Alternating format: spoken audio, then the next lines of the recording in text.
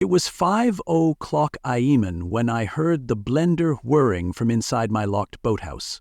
Not birds, not wind. An actual kitchen blender, running on someone else's nerve. At first, I thought I was still dreaming. Then came a cupboard slam, followed by a woman humming along to jazz like she was hosting a lakeside cooking show. My stomach dropped. That boathouse hadn't been touched in weeks. I'd locked it up tighter than a government safe, complete with solar sensors and a brand new deadbolt. Still in my flannel pajama pants and unlaced boots, I grabbed a flashlight and trudged down the rocky path, expecting maybe a drunk teenager or an ambitious raccoon with culinary goals. What I did not expect was Loretta Doyle, wrapped in a paisley silk robe, barefoot on my dock, sipping what smelled like matcha, looking out over the lake like she had just inherited it from her great-uncle Pete. Leave a comment below and let us know where you're watching from. If you're into wild, true-feeling stories full of twists, poetic justice, and just the right dash of HOA drama, go ahead and hit that subscribe button. Tomorrow's story takes it to a whole new level, and believe me, you won't want to miss what's coming next. I froze, my flashlight still pointed at her like it was going to explain anything. She smiled at me, a kind of peaceful predator grin, and said, "You're up early, neighbor." Neighbor? I hadn't seen this woman since the last HOA meeting where she tried to regulate wind chimes for being too emotionally erratic. I asked what she was doing on my private lakefront property, inside a locked structure that clearly had a no trespassing sign, solar panels and motion sensor lights I installed myself. Loretta sipped her tea and said, "Oh, I thought it was abandoned. It had such neglected energy." Neglected energy? The only thing neglected was her grasp on basic property law.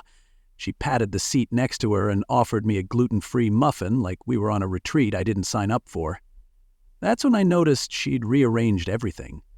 My tackle box was labeled nautical decor, my camp stove had a ceramic Buddha on top, and my chairs had been swapped for beach loungers with fringe. I kept my voice calm, partly because I was still waking up and partly because my blood pressure had already rocketed into cardiologist alert territory. I explained, slowly, that she was trespassing and needed to leave immediately. Loretta didn't flinch. Instead, she reached under a throw pillow and pulled out a laminated HOA pamphlet. "Section 4C, she said, tapping with a manicured finger. "Shared waterfront amenities may be utilized by members during periods of non-use by adjacent parties." I blinked.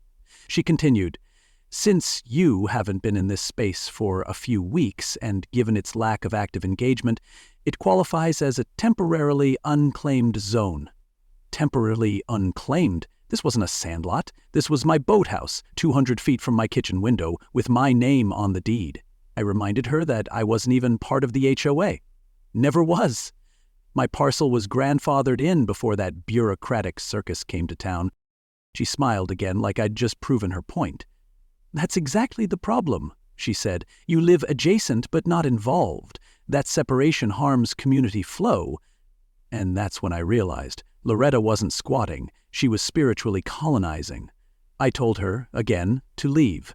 And this time she stood up, adjusted her robe like it was armor, and said, "You're disrupting the lake's balance." When I stepped forward to unlock the boathouse myself, I found the door latched from the inside. She had somehow changed the lock. I knocked. She smiled through the window and said, "I'm not comfortable letting you in while you're this agitated." That's when I marched back up the hill and called the sheriff. Deputy Torres showed up 40 minutes later, trying hard not to laugh as Loretta handed him a folder labeled Occupancy Rights. I showed him photos from the last time I locked up, explained the property lines, the deed, the signs, the solar lights, everything. He nodded politely, then said unless there was evidence of forced entry or damage, this looked like a civil matter. Loretta smiled like she'd just passed go and collected $200, 0 cents. The deputy left, telling me a judge would need to settle it. As Loretta waved from the deck of my own boathouse, telling me to consider the weekend an emotional rental, I knew two things. 1, this woman was off her scented rocker. 2, I needed a plan bigger than a flashlight and a flannel pajama rant. I wasn't just going to evict her, I was going to legally, slowly, and poetically remove every ounce of her delusion from my dock. By the next morning, Loretta had doubled down like a gambler with someone else's chips. She'd hung a crooked sign from my dock railing that read, "Members Only, Wellness Dock," written in lavender cursive, naturally. Below it, in smaller font, was her made-up motto, "Reclaiming Tranquility, One Wave at a Time." I couldn't tell if she was running a cult, a yoga retreat, or a lakeside hostage situation. What I did know was that sometime between her green tea sips and moonlight affirmations, she had convinced herself that my property was the HOA's new spiritual annex. That Friday, she hosted what she called a silent disco and sound bath session. I don't even know what a sound bath is, but apparently it involves wind chimes, Bluetooth speakers, and 3 women twirling scarves on my dock like they were auditioning for a detergent commercial. The absurdity didn't even make me mad anymore. It made me curious. How far would she go? Turns out, pretty far. When I checked my trail cam footage, the one I originally set up to keep raccoons from chewing through my cooler, I found days' worth of uninterrupted Loretta content. Her setting up yoga mats, dragging in delivery boxes from her car labeled retreat supplies, even one shot where she winked at the camera and whispered, "This space just needed a woman's touch." I started organizing it all. Timestamps, photos, and delivery logs from my dock motion sensors, UPS dropped-off candles, pillows, a Himalayan salt lamp, and something called a vibration dome, which looked suspiciously like a salad bowl with lights. She wasn't squatting anymore. She was decorating, branding, planning. Loretta didn't see this as trespassing. She saw it as an Airbnb soft launch.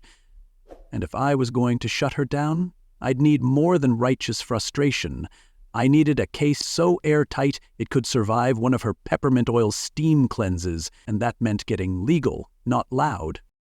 So I called the HOA president, Brenda Chilton. Now, Brenda's a special flavor of passive-aggressive. The kind who gives you a cookie while explaining why you're the reason the block party had bad energy last year. She listened politely as I explained the whole situation, how Loretta had broken into a private boathouse, redecorated it, hosted events, and was now handing out herbal teas like she owned the deed. Brenda sighed and said, "Well, Eli, the board has actually received positive feedback from a few neighbors about Loretta's efforts to revitalize neglected shoreline spirit." I choked. "Neglected?" I said.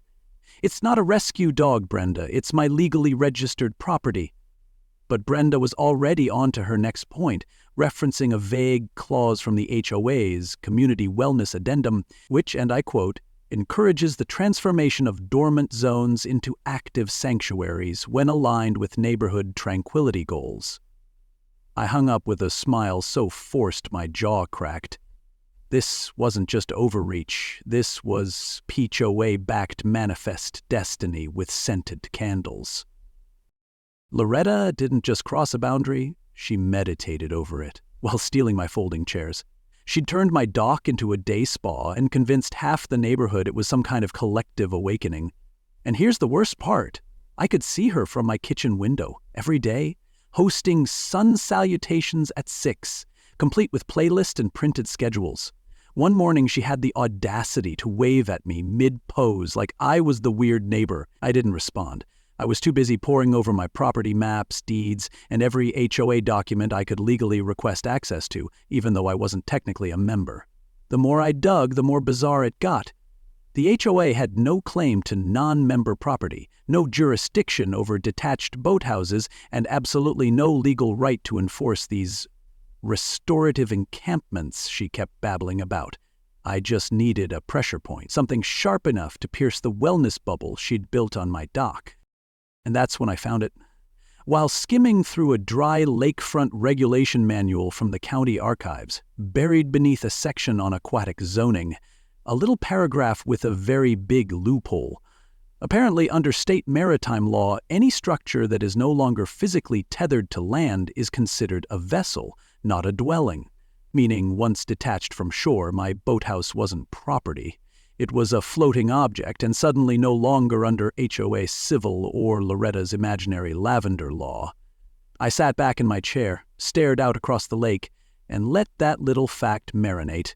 If she wanted to live in the boathouse, maybe I'd let her, just not where she expected. And definitely not on my shoreline, because some battles are won with shout, but others are won with a tow rope and a legal definition. And oh, I was just getting started. You're going to want to see what comes next.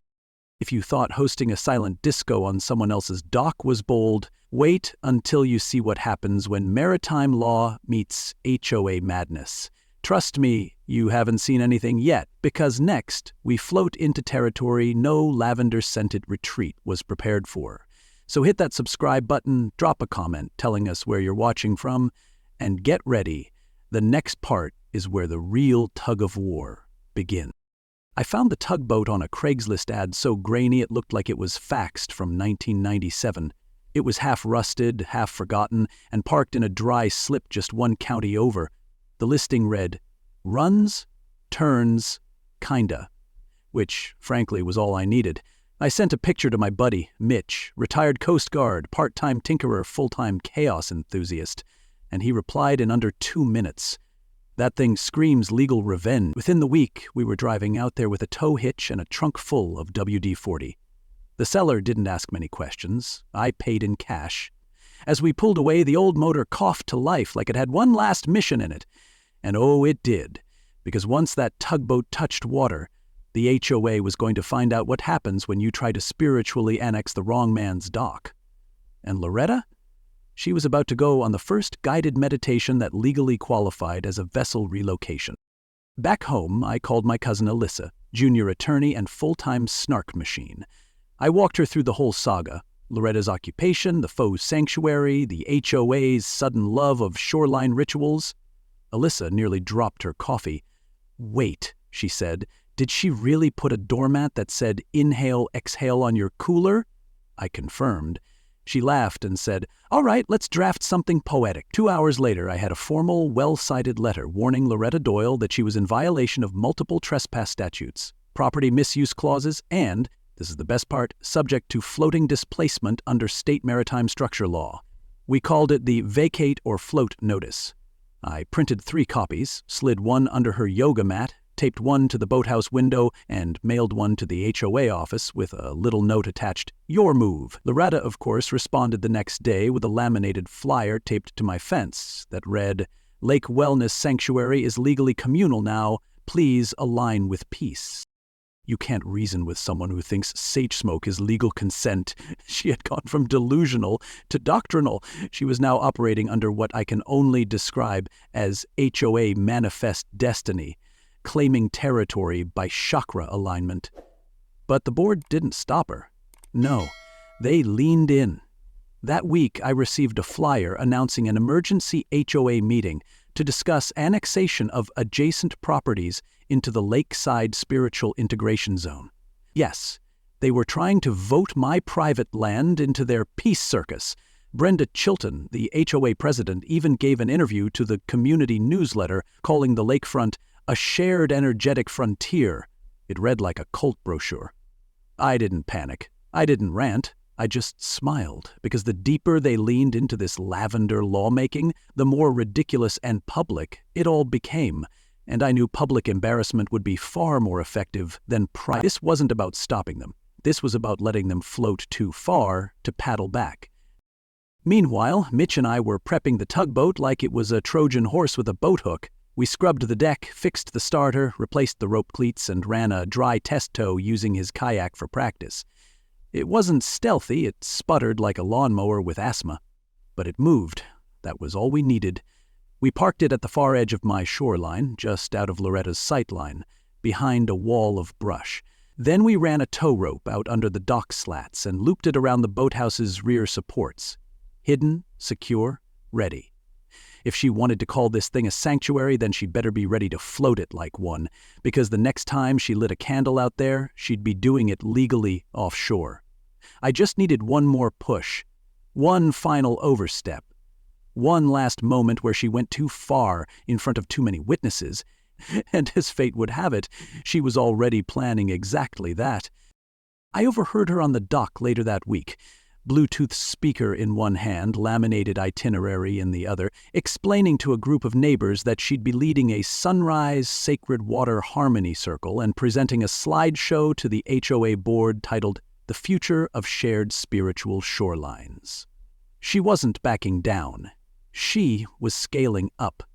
I leaned against my porch rail, sipping coffee, watching her plan her own downfall like a woman picking flowers before a hurricane. The pieces were all in place.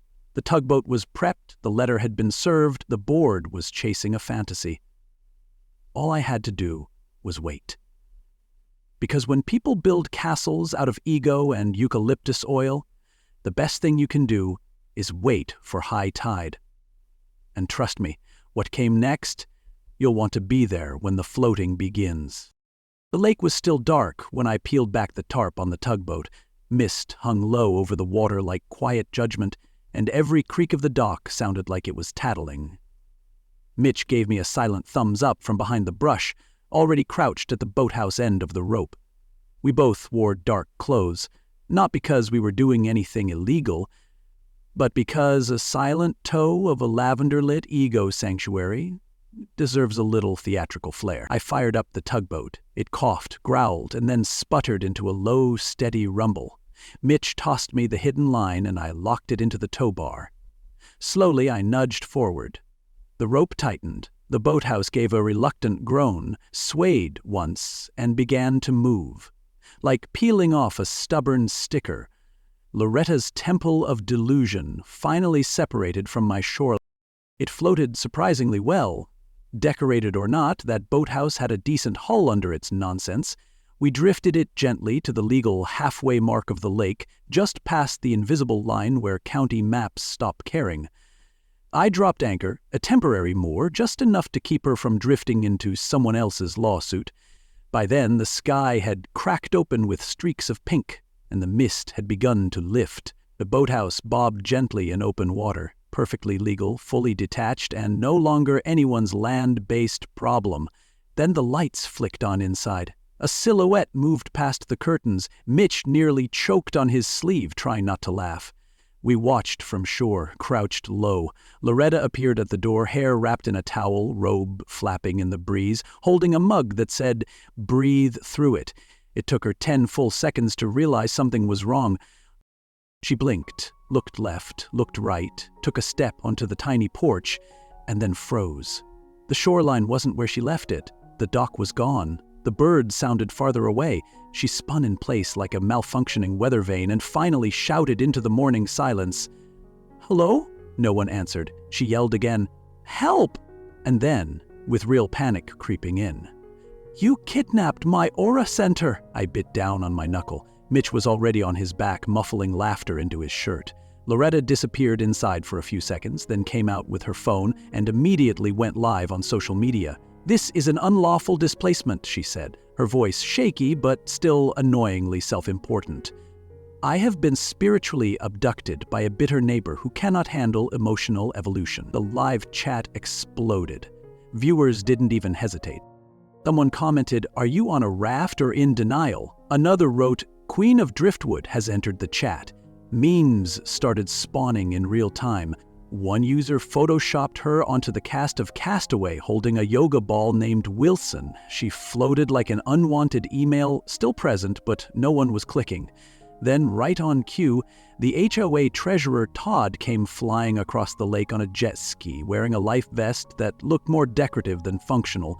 Loretta screamed his name like he was her last lifeline. Todd pulled up, tossed her a rope, and yelled, "Tie it to the porch, I'll pull you in." She looped it with the grace of a panicked cat, and Todd gunned the engine. The line went taut. The boathouse groaned. Then, snap! The rope snapped and slingshotted backward, flinging Todd off the jet ski like a cartoon. The jet ski spun in a lazy circle, while Todd flailed in the water, trying to reach the porch. That was when the sheriff's lake patrol finally arrived. 2 officers on a pontoon boat cruised up slow, like they were already tired of the nonsense. Loretta rushed to meet them, drenched in drama and bathrobe, waving her hands like a shipwrecked ambassador. We couldn't hear the full conversation, but we saw the officer hold up a paper, then point toward shore. A few seconds later, Loretta froze. They handed her a formal trespass notice, pre-filed, pre-approved, and now legally applicable since she was no longer on my property. She started shouting about aura abuse and maritime sovereignty, but the officers weren't buying it. They towed her and Todd back toward shore slowly, without urgency. The boathouse stayed behind, floating peacefully, untouched and spiritually adrift, and I stood there, binoculars in hand, watching her live stream cut off mid-rant as her phone lost signal. What she didn't know? I had recorded the whole thing from tow to tantrum. And that footage? That was just the beginning. If watching a jet ski rescue go down in flames and a trespassing guru float into legal limbo made your day, just wait, because what Loretta does next, it's bigger, bolder, and somehow even more unhinged. Hit that subscribe button, drop a comment with your favorite moment so far, and get ready. The next part is where the HOA starts to crack and the internet turns her into legend. You won't want to miss it. By the time Loretta made it back to shore with a soaking wet HOA treasurer and a trespassing notice in her tote bag, the internet had already made up its mind. Reddit threads titled "Lake Lady Loses Her Mind" and "Driftwood Karen Strikes Again" started popping up before noon. The original live stream, in which she solemnly declared, "This is a hate crime against healing," had already been screen-recorded, subtitled, and mashed up with Titanic music. Someone added seagull noises, another person photoshopped her into a rescue raft holding a kombucha bottle like it was a flare gun. It didn't matter how calmly she spoke or how serene she tried to look. Once the memes got a hold of her, it was over. The story went from neighborhood squabble to full-blown satire in less than 24 hours, and somehow the HOA thought the best response was to lawyer up. That Sunday evening, I received an official cease and desist letter from the Lakeside HOA board. It accused me of engineering a malicious act of displacement, damaging the community's emotional landscape, and my personal favorite, interrupting a female-led restorative event. Brenda Chilton signed it with her usual flair, complete with a stamped HOA seal and an offer to discuss next steps at a spirit-centered mediation session. I sent it straight to Alyssa, my cousin/attorney, who read it out loud in her best courtroom voice while laughing so hard she wheezed. She didn't even blink before drafting a reply that belonged in the Smithsonian. She laid out trespass law, property deed language, and video proof. Then, with perfect restraint, she delivered the final blow. Please inform your client, Ms. Loretta Doyle, that she possesses no riparian dominion over the property in question, nor any legal standing derived from incense, intention, or interpretive yoga. But it didn't stop there. No. Brenda and the HOA decided to call a special emergency vote to reestablish order along the shoreline. Flyers went up. Emails were sent. The clubhouse was reserved. It was framed as a chance for healing and unity. But anyone with two working eyes could see what was coming. Their plan? Annex the 100-foot buffer of lakefront land between my property line and the water's edge under a new designation, Community Wellness Access Zone. Basically, if they couldn't beat me legally, they'd just move the line. I showed up early, wearing my Not in the HOA t-shirt, and brought a folding chair, a notebook, and a very large cup of coffee. The place was packed, not with supporters, but with spectators. People were there to witness the fire. Loretta arrived wearing oversized sunglasses, a white shawl, and what looked like backup flashcards. She stood at the front like a motivational speaker at a resort that hadn't passed inspection. Her slideshow, titled Restoring Shoreline Consciousness, One Breath at a Time, opened with a watercolor of the lake in a slide that claimed emotional harmony had dropped 46% since property lines became rigid. Then came the graphs. One labeled Community Vibration Levels showed a decline, though no one could tell what the axes measured. Another featured a sad stick figure next to a locked boathouse labeled Tension Source. She spoke with the fervor of a woman who had mistaken TED Talks for law school. And for a moment, just a moment, I thought someone might clap. That moment passed when Greg stood up. Greg, my neighbor for nearly 20 years, had seen enough HOA nonsense to qualify as a historian. He wore a fishing vest and held a clipboard, and when he spoke, it was like the voice of reason coming from a guy who'd buried more than one outboard motor. "Look," he said, "this is not about healing, it's about control, and it's gone too far." He turned toward Loretta. "You broke into his property, you rearranged it, you threw parties, then you cried foul when he asked you to leave. If you want healing, start by admitting you were wrong." The room went still. You could feel the tension wobble like a folding chair on gravel. Then someone clapped, then another. It rippled across the room like popcorn. Loretta tried to defend herself. She muttered something about sacred space and community trauma, but her voice wobbled. Another neighbor, an older woman named Janice, who'd never said more than 5 words at any previous meeting, stood up and asked, "If you were restoring harmony, why did you call the police when he tried to unlock his own door?" That got a bigger clap. Even Brenda looked pale.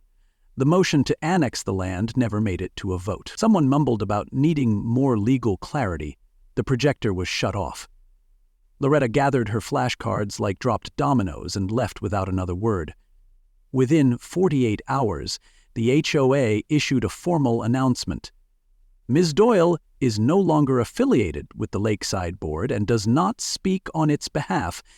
Translation: they threw her overboard before the ship went fully under. You'd think that would have ended it, that she'd go quiet, change zip codes, or at least move her spa tent off Facebook. But no. Loretta posted a blurry video 2 days later from what appeared to be her backyard, claiming she had been spiritually ambushed by toxic masculinity and was suffering from lake-induced displacement trauma. The comment section wasn't having it. One user wrote, "Ma'am, you squatted in a boathouse and called it a movement." Another posted the same clip of her yelling, "You kidnapped my aura center," now dubbed with whale noises. Her credibility was gone, her board seat gone, and her lakeside reputation sunk like a cooler full of expired kombucha. I'd watched the entire saga unfold like a slow-burning sitcom, but I knew we weren't done. Not yet. Because while Loretta had been busy staging her retreat, I had been quietly planning my finale. I sat on my porch, watching the boathouse bob gently in the middle of the lake. Peaceful, unbothered, a floating monument to hubris. And in my hand was the final piece of this comedy opera, a folder labeled Auction Proposal, Final Draft.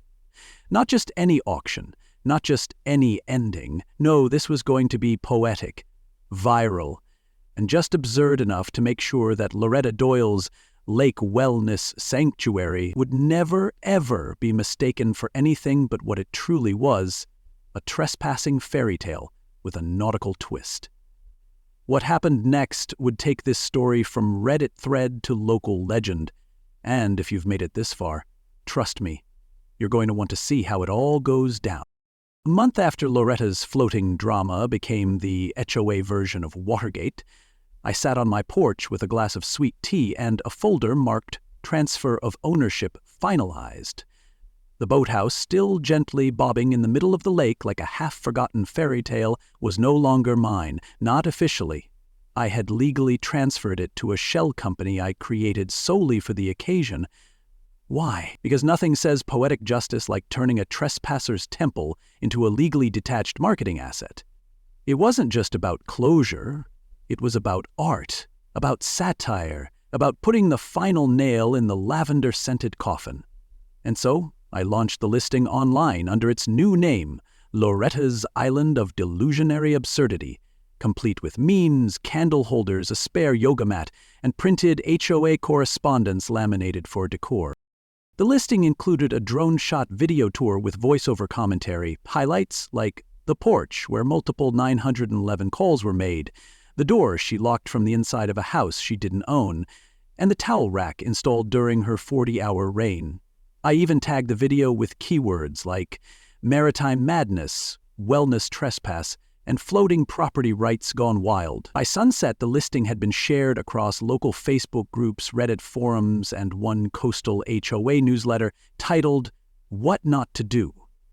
Bidding opened low, then it took off. Within a day, a dozen different people had submitted offers. One was a travel blogger who wanted to make it an off-grid journaling pod. Another was a divorce lawyer looking for a client gift, but the winning bid came from a YouTuber with a channel called Doc Talk Live, who planned to turn it into a floating talk show about absurd legal loopholes. He messaged me directly. "I've never seen anything this insane and brilliant in my life. I'll take it." Word of the auction spread like mosquito fog on a windless evening, and eventually, as I'd expected, Loretta found out. I knew the moment she did because someone tagged me in her TikTok reaction. It was a 7-minute monologue filmed in front of a beige tapestry with wind chimes softly clinking behind her. She called the sale emotional vandalism, claimed I had exploited a vulnerable woman's healing process, and referred to the Boathouse as a sacred vessel of spiritual rebirth now turned circus sideshow. The comments weren't kind. Someone wrote, "You stole his dock and now you're mad it's not a cruise ship?" Another, "Lady, he literally floated your delusion into the legal gray zone." That's art. She turned off comments by the next morning. Meanwhile, the story hit mainstream satire sites. One headline read, "HOA guru becomes unwilling Airbnb host. You won't believe what happens next." Another, "Floating spa lady loses her mind, gains cult following." While Loretta tried to scrub her digital trail, the HOA was quietly reorganizing.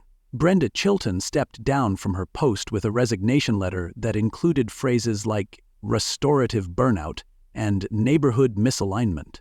At the next board vote, a younger neighbor named Felicia was elected president, someone who had spoken out publicly against the Boathouse fiasco and once referred to Loretta's shoreline yoga as emotionally aggressive stretching. Felicia's first act as president was to introduce a new bylaw officially prohibiting HOA leadership from accessing or modifying any structure not under HOA jurisdiction. It passed unanimously. They named it the Loretta Clause. It was printed on official stationery and included in the HOA newsletter alongside an announcement for the next potluck. As far as I was concerned, it was the greatest piece of legal poetry since maritime law saved my seat. With the boathouse gone and the circus finally packed up, I turned my focus back to my own shoreline. I built a small open fire pit, installed a few benches, and added a handmade sign that read, "Everyone welcome, except floating monarchs." Neighbors started dropping by again, some curious, some apologetic, some just looking for a place to sit without a clipboard shoved in their face. We shared drinks, swapped stories, and for the first time in months, the only sound on the water was wind and laughter, not spa music echoing over unsolicited sermons about shoreline alignment. What had started as a violation had somehow turned into a community campfire. It was funny. After everything that happened, the only thing I really wanted back wasn't just peace. It was control over my own porch, and I got that back, one tugboat at a time. Loretta came for peace. She left in pieces, and somewhere between her laminated handouts and the porch where she once declared me an emotional threat, she became a TikTok parable with a view count higher than her last HOA budget meeting. I didn't need to gloat. I didn't need revenge, because the story itself had already become the justice. She tried to govern a shoreline like it was a church bake sale with bylaws, but in the end, the lake didn't bow to her. It bobbed. Quietly, legally, and just far enough from shore that not even a jet ski of denial could bring her back. Sometimes the best HOA fight isn't fought with lawsuits. Sometimes it's floated into legend with a smirk, a tow rope, and a viral mic drop. And so, that's how a locked boathouse, a rusted tugboat, and one wildly entitled HOA queen taught me, and maybe all of us, what real ownership means. Not just of land or property, but of peace, of boundaries, of how far you're willing to let someone stretch their fiction before you float it right back into fact. I didn't scream. I didn't sue. I didn't sink to her level. I rose above it. Literally. And I turned her arrogance into art, her overreach into reform, and her self-made spa into a floating punchline the whole neighborhood could laugh at and learn from. If there's anything this wild story leaves behind, it's this. You don't have to match crazy with crazy. Sometimes the smartest move is the quiet one, the patient one, the funny one. When people like Loretta try to bend rules with charm and candles, don't argue. Outwit. Use the truth. Use the law. And if necessary, use a tugboat. Because justice doesn't always knock on the door. Sometimes it unties the rope and lets them drift right into their own consequences. So if this story made you laugh, made you think, or just made you feel a little more sane about your own neighborhood, don't keep it to yourself. Leave a comment below and tell us what you'd have done with Loretta's Island of Delusion. Like this video if you believe in boundaries, spiritual and legal. And make sure to subscribe because next episode, it gets even better. Let's just say the HOA tries to sneak a zip line through someone's backyard and accidentally trigger a zoning war. You won't want to miss it.